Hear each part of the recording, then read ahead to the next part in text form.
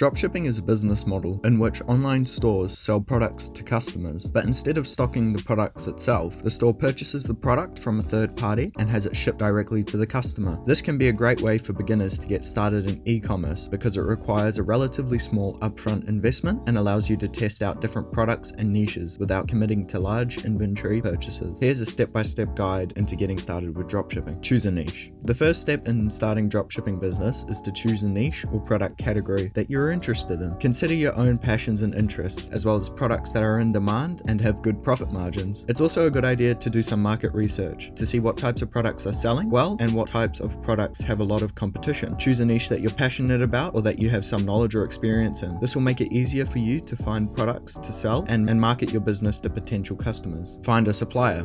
Once you have a niche in mind, it's time to find a supplier that carries the products you want to sell. There are several ways to do this. Use a dropshipping platform. There are many platforms such as Oberlo and Zendrop that connects dropshippers with suppliers. These platforms often have a large selection of products and can make it easy to get started, but they may also charge fees or take a percentage of your sale. Find a manufacturer or wholesaler. If you want to source your products directly from the manufacturer or a wholesaler, you can try searching for suppliers on Alibaba or contacting manufacturers directly. You can also use Google search for specific products and see if there are wholesale suppliers that carry them, such as AliExpress. Set up your store.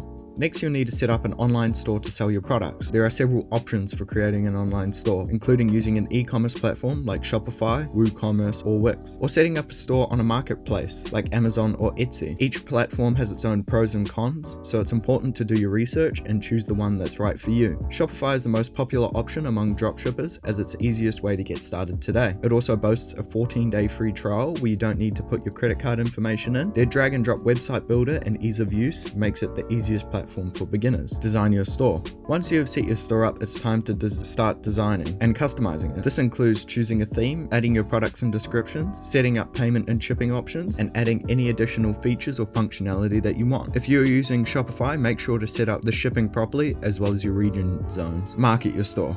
Now that your store is set up and ready to go, it's time to start marketing and promoting it to potential customers. Some options for marketing your store include social media. Use social media platforms like Facebook, Instagram, and TikTok to promote your products and to drive traffic to your store. We have a TikTok strategy on our channel right now, so be sure to watch that if you want to market on TikTok. Although paid traffic is the best, you can use these platforms to gain virality without paying for traffic, also known as organic traffic. Email marketing. Collect email addresses from customers and send out newsletters or promotional emails to keep them informed about the new product and sales that you run on your store. This keeps your brand in the customer's mind and they will then purchase your product. Provide excellent customer service. Providing excellent customer service is key to running a successful dropshipping business. Make sure to respond promptly to customer inquiries and resolve any issues that may arise. This will build trust and possibly lead customers onto recommending your store to their friends and family. If you release a new product, then they may be inclined to purchase it if they have had a good experience dealing with your customer service. Processing orders and shipments. When an order comes in, you'll need to purchase the product from your supplier and have it shipped directly to the customer. It's important to keep good communication with your supplier and track the status of each order to ensure that it is shipped and delivered on time. If you are using services such as Oberlo or Zendrop, this process is automatic and only requires you to press a few buttons in order to fulfill product. Just be aware that you will entail extra costs if you are using services such as the ones listed above. If you're using Zendrop, then they will be able to offer you extremely competitive shipping times. So before you commit to a 3PL, this is the way I would get started. Track your performance. Finally, it's important to track your performance and make